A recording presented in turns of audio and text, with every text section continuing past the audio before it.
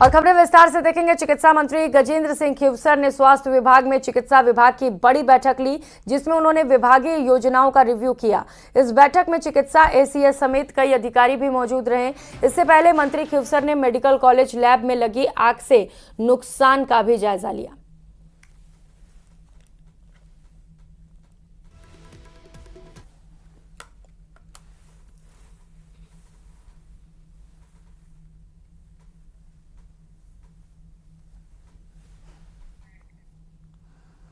तो चिकित्सा विभाग की बड़ी बैठक स्वास्थ्य भवन में चिकित्सा विभाग की बैठक चिकित्सा मंत्री ने ली, जहां पर चिकित्सा के क्षेत्र में किए गए कामों को लेकर उन्होंने जानकारी ली। साथ ही साथ इस बैठक में उन्होंने कई खास दिशा निर्देश भी जारी किए हैं। बैठक के दौरान की ये तस्वीरें भी आप देख पा रहे हैं, जहां पर चिकित्सा मंत्री खीवसर ने अधिकारियों के साथ बैठक की और चिकित्सा के क्षेत्र में कौन सी कमियां हैं, कहां पर दिक्कतें हैं, कैसे कमियों को दूर किया जाए, इसे लेकर भी खास चर्चा की गई।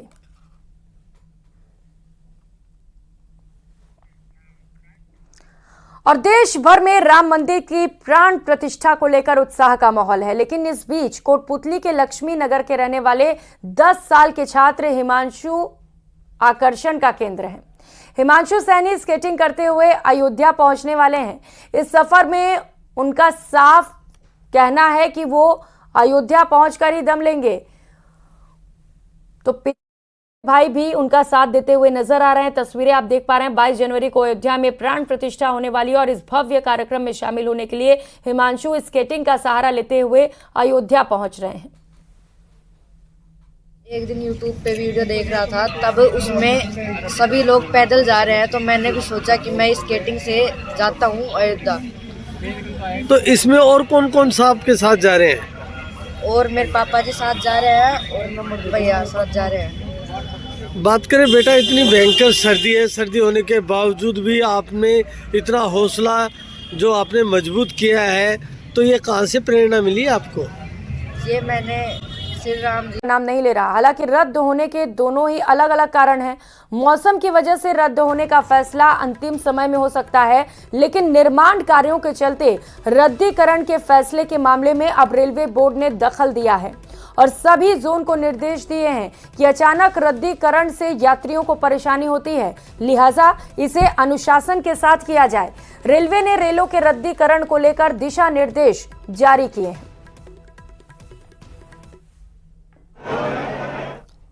और उत्तर पश्चिम रेलवे भी इंफ्रास्ट्रक्चर डेवलपमेंट के कार्य को काफ़ी शीघ्रता से कर रही है। हमारे महाप्रबंधक श्री अमिताभ के दिशा निर्देश में हमारा फोकस ये है कि कैसे हम ये इंफ्रास्ट्रक्चर डेवलपमेंट काम, जैसे कि डबलिंग का काम हो रहा है, यार्ड रिमॉडलिंग का काम है, गेज कन्वर्जन का काम है, इनको हम प्रायोरिटी पे कंप्लीट कर सकें। प्रायः यह होता है कि इन इंफ्रास्ट्रक्चर डेवलपमेंट कार्य कारण से गाड़ियों का रद्दीकरण होता है या आंशिक रद्दीकरण होता है या मार्ग परिवर्तित होता है। और बीजेपी सरकार ने सत्ता में आते ही एक एक कर कांग्रेस राज की योजनाओं को समीक्षा के दायरे में लाना शुरू कर दिया। अन्नपूर्णा योजना के बाद अब Mahatma Gandhi English medium school का नंबर आया है। इस रिपोर्ट में देखिए। शिक्षा मंत्री मदन दिलावर ने कार्यभार ग्रहण करने के साथ ही कांग्रेस सरकार की योजनाओं का रिव्यू करने का फैसला किया है।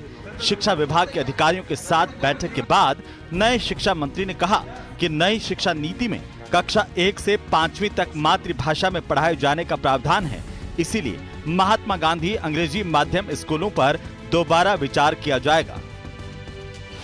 नई एजुकेशन पॉलिसी उसमें कक्षा 1 से लगाकर 5वीं तक मातृभाषा या लोकल भाषा में पढ़ाने का प्रावधान है। हम उसका भी अध्ययन करके धीरे धीरे जो न्यू एजुकेशन पॉलिसी है उसको लागू करेंगे। आपको बताते चलें कि गहलोत सरकार ने साल 2019 में सूबे के सभी 33 जिलों में पायलट प्रोजेक्ट के तौर पर Mahatma Gandhi English medium school खोले थे, जिन्हें लेकर जनता में खासा क्रेज देखा गया था। बाद में सरकार ने प्रदेश भर में करीब 10,000 Mahatma Gandhi English medium school खोले थे। राजस्थान की पिछली कांग्रेस की सरकार ने महात्मा गांधी अंग्रेजी स्कूलों के माध्यम से जनता के बीच में शिक्षा के क्षेत्र को लेकर के अपनी एक अलग पहचान बनाने की कोशिश की। चुनाव में भी इस मुद्दे को भरपूर तरीके से भुनाने की भी कोशिश की गई, मगर कांग्रेस सत्ता में नहीं आई। मदन दिलावर से पहले केंद्रीय मंत्री गजेंद्र सिंह शेखावत ने भी Mahatma Gandhi English medium school बंद करने के संकेत दिए थे। शेखावत का तर्क था कि विदेशी भाषा से संस्कार नहीं मिलते। इंग्लिश मीडियम स्कूल के साथ ही मदन दिलावर ने पाठ्यक्रम बदलने का भी संकेत दिया।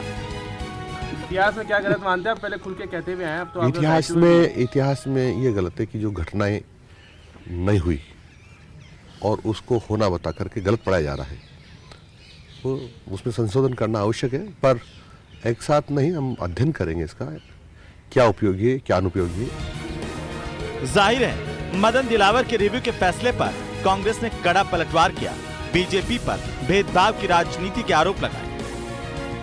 हमारे युवाओं को शिक्षित करने हेतु 2600 से अधिक अंग्रेजी माध्यम के महात्मा गांधी स्कूल खोले थे और उन स्कूलों को आज रिव्यू करने की बात भारतीय जनता पार्टी की सरकार कर रही है। उन्हें ये सोचना चाहिए कि बच्चों के और छात्रों के, युवाओं के भविष्य के साथ खिलवाड़ ना करें। निश्चित तौर पर ग्रामीण इस बुलेटिन में फिलहाल